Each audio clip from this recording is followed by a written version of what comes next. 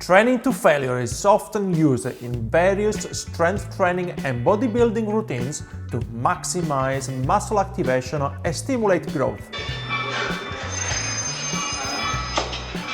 When you reach failure, the muscle fibers have been stressed to the point where they cannot continue contracting effectively, which leads to breakdown of the muscle tissue. This is a key factor in promoting muscle growth because it encourages the body to repair and rebuild the muscles stronger than before. So, training to failure will promote muscle growth. But what if for some reason you cannot reach muscle failure? What if training to muscle failure is too risky because of bad form? Today I'm going to show you 9 lifting techniques that will help you to pass past muscle failure whilst keeping safe. Bear in mind you cannot apply all these 9 techniques to every single exercise, but I will try to give you some ideas. Cheated reps. As I say, you cheat by getting some momentum to complete a rep or lift more weight that you cannot achieve with strict form, as long as you keep good control of the eccentric part of the exercise. The eccentric phase is basically that part of the exercise where you lengthen a muscle. The cheated rep technique is usually good on isolated exercises like the bicep curl, front raises, and lateral raises.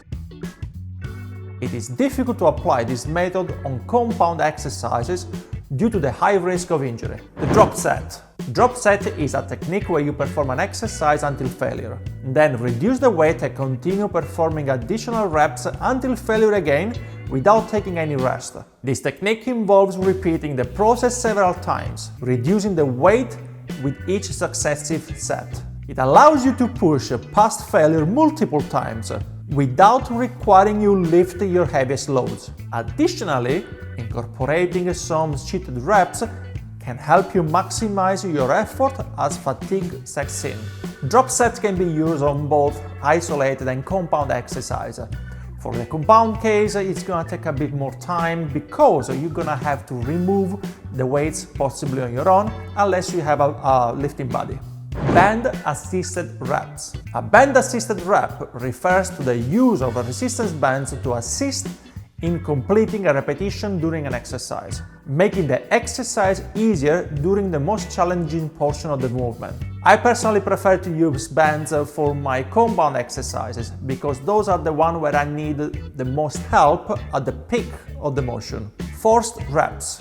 Forced reps are an advanced training technique where you perform additional repetitions beyond your normal capacity with the help of a spotter or training partner. Once you reach failure, the spotter assists you by helping you lift the weight for a few more reps. This allows you to continue pushing the muscles beyond its normal limits. This technique can easily be applied for isolated and compound exercises, and it makes both quite safe.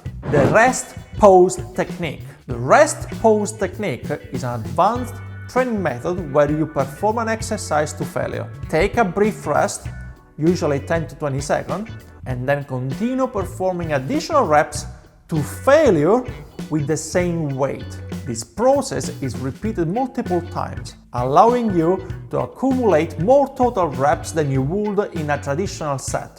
Cluster sets. Cluster sets involve breaking a single set into several smaller mini sets, with brief rest of periods between each mini set. This allows you to perform more reps with heavier weights than you could do in a traditional set. Differently from the rest pose technique, we do not reach muscle failure at the first mini set, but we just break down into mini sets a normal set. Let's say you want to perform a bench press for a set of 12 reps with 50 kilos, and you know you will possibly fail on the last rep. On a cluster set, you will lift 55 to 60 kilos for 3 mini sets of 12 with 10 to 20 seconds rest in between. So you are going to lift more weight for the same amount of reps. Negative reps. Negative reps focus on the eccentric phase of a movement, where the muscle is lengthened under tension. This technique involves emphasizing and extending the lower portion of an exercise to increase the time under tension to create more muscle damage, which can lead to muscle growth. Negative reps can be used for both isolated and compound exercises, as far you have a way to get to the peak of the exercise with some sort of help. You might need a training partner, or you need to find an alternative way to cheat to the exercise. So we have just introduced the time under tension component. Time under tension reps refers to a training technique that focuses on the amount of time your muscles are under tension during a set, regardless of the number of reps performed. The primary goal is to control the tempo of each repetition to maximize muscle fatigue and stimulate growth. You can control the time of each phase of a repetition, and let me show you how. When working with time under tension techniques, we generally use 4 different phases on any given exercise. And the phases might change. It depends on what kind of exercise you're going to do, especially if it's a pushing exercise or if it's a pulling exercise. For the first example, we are going to use the squat. So when you set yourself up and you're ready to go down, you're gonna perform the eccentric part of the exercise, so when you're actually descending, for 3 seconds. Your pause at the bottom is going to be for 1 second only, and then pushing it back up, you're going to take 3 seconds, so you're not going to be at your max speed, but you're actually controlling it, you're keeping it slow on purpose, to then have only 1 second of rest at the top before you restart all the process again. On this second scenario, we are going to use this tempo for our Romanian deadlift. This exercise requires you to start from the top and lower the bar gently. So we are going to take 4 seconds to reach the peak of the exercise. Here, we are not going to take any rest. So once you reach the peak, you're gonna come up in a controlled manner. So no rest at the peak. You're gonna come up taking 1 second and having 2 seconds rest this time before you start again. On this third scenario, we are going to apply it on a bench press. You're lowering the bar for 5 seconds, so this is going to take quite long. And you're going to have a 2 seconds rest right at the bottom. When I say 2 seconds rest on a bench press, I don't mean you completely relax, but you're just hovering over your sternum. As you can see, both combined, plus the 1 second to push the bar back up again, and the 2 seconds at the top, is gonna make this repetition really long. So you have to be considerate on the weight that you are going to use. Partial reps. Partial reps are a training technique where you perform an exercise using a limited range of motion, rather than completing a full standard repetition.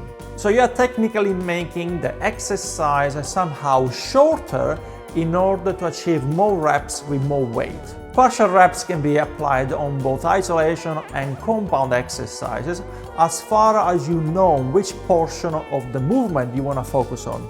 I do not suggest having a full set of partial reps, but they can be combined with other techniques. Let me show you now how you can combine many of those techniques in one set. As an exercise, I picked the bicep curl, obviously, and I wanted to do a drop set using time under tension first.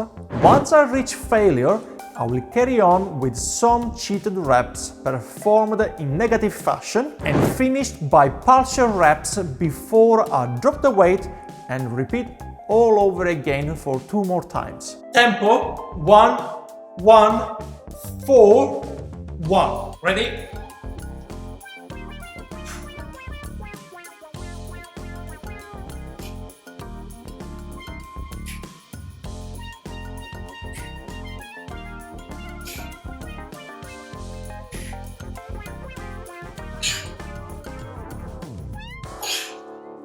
Cheated reps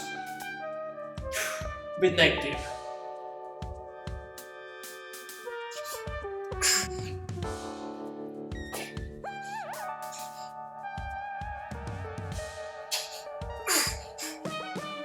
And now some partial reps.